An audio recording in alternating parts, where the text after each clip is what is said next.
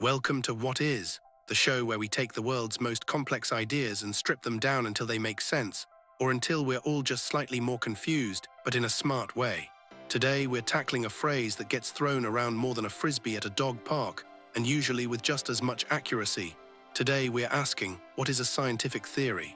Now, before you groan and click away because you think this sounds like a ninth grade physics lecture, stay with me.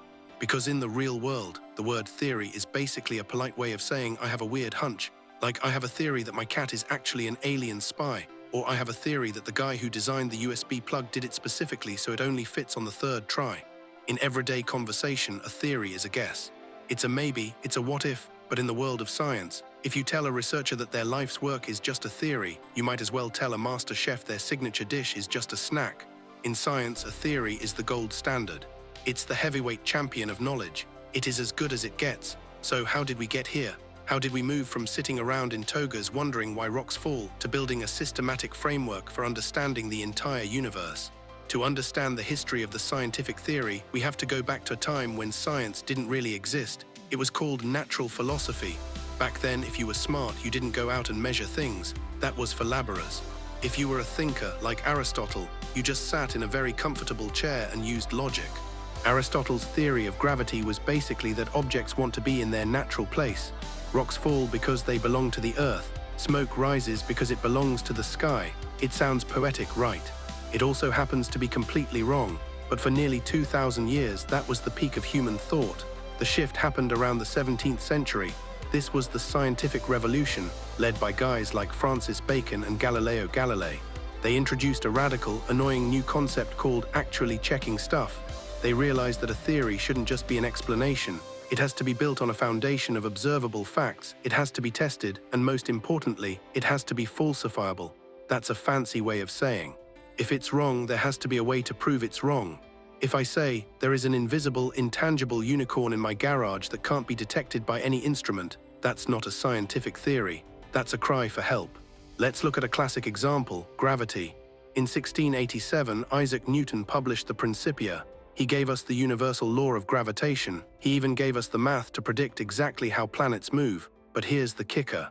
Newton didn't actually have a theory of gravity by the modern definition. He had a law. Wait, what's the difference? This is where people get tripped up.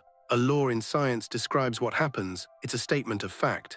If I drop this pen, it hits the floor. Newton's law tells us how fast it falls and how much it weighs, but it doesn't explain why gravity works.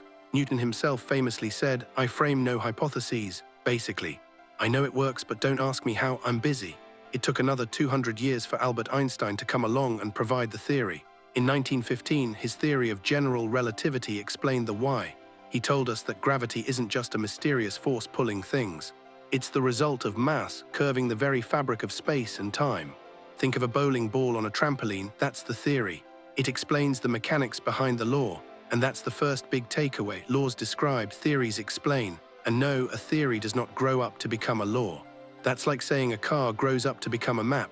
They do two different jobs. Now, let's talk about one of my favorite examples of theory development because it involves a lot of angry, unwashed doctors: germ theory. For ages, the leading hunch about why people got sick was miasma theory. People thought diseases like cholera and the plague were caused by bad air or night vapors. If it smelled like a swamp, you were going to get sick. In the mid-1800s, a doctor named Ignaz Semmelweis noticed something. In his hospital, women were dying of childbed fever at a terrifying rate in the ward where doctors handled them, but not in the ward where midwives handled them. He realized the doctors were coming straight from performing autopsies on corpses to delivering babies without washing their hands. He suggested a radical idea, that maybe they should wash their hands. The other doctors were offended. They were gentlemen. Gentlemen's hands were clean by definition. Semmelweis was mocked, fired, and eventually died in a mental asylum. But then Louis Pasteur and Robert Koch came along. They used new microscope technology to actually see the little animals, bacteria. They proved that these microscopic organisms were causing the disease. This became germ theory. It wasn't just a guess anymore. It was a framework that explained why we get sick, how vaccines work, and why you should probably use soap after touching a subway pole. It changed the world because it was a theory that could be tested, refined, and used to make predictions. That brings us to the P word, prediction. A good scientific theory is like a crystal ball, but with more math and less velvet. Take the theory of evolution by natural selection. When Charles Darwin proposed it in 1859, he was missing a huge piece of the puzzle. He knew traits were passed down, but he had no idea how. He didn't know about DNA, but his theory predicted that there must be some mechanism of inheritance. Decades later, when we discovered the double helix, it didn't break Darwin's theory. It fit into it like the final piece of a jigsaw puzzle. That's the hallmark of a great theory. It remains robust even as we gain new tools to poke holes in it. So why does any of this matter to you? Because we live in an era where scientific theory is often used as a weapon in political or social debates. "It's just a theory" is a phrase used to dismiss everything from climate change to evolution to the Big Bang. But when a scientist calls something a theory, they are paying it the highest compliment possible.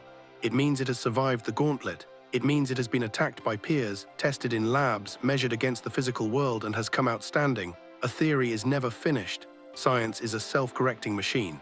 If tomorrow we find a fossil of a rabbit in the Precambrian layer of the Earth, or if we find a planet that moves in a way that defies Einstein, the theories will change. And that's not a weakness, that's the strength of science. It's a commitment to the truth, even if the truth is different than what we thought yesterday. So the next time someone says, "Well, that's just a theory," you can tell them, "You're right, and that's exactly why I trust it." Before we go, let's recap. A fact is an observation. It's raining. A law is a description of a pattern. It rains more in the spring. A hypothesis is a testable guess. I think it's raining because the clouds are full of water. And a theory. The theory is the explanation of the entire water cycle, the atmospheric pressure, and the physics of condensation that makes the rain possible in the first place. It's the big picture. Thank you for watching this episode of What Is. If you're now theorizing that subscribing to this channel will make you the smartest person at your next dinner party, you're probably right. Hit that like button, subscribe, and ring the bell so you don't miss our next deep dive. If there's a complex topic you want us to break down, from quantum entanglement to why we actually have eyebrows, leave a comment below. Stay curious, stay skeptical, and remember, keep questioning everything. We'll see you in the next one.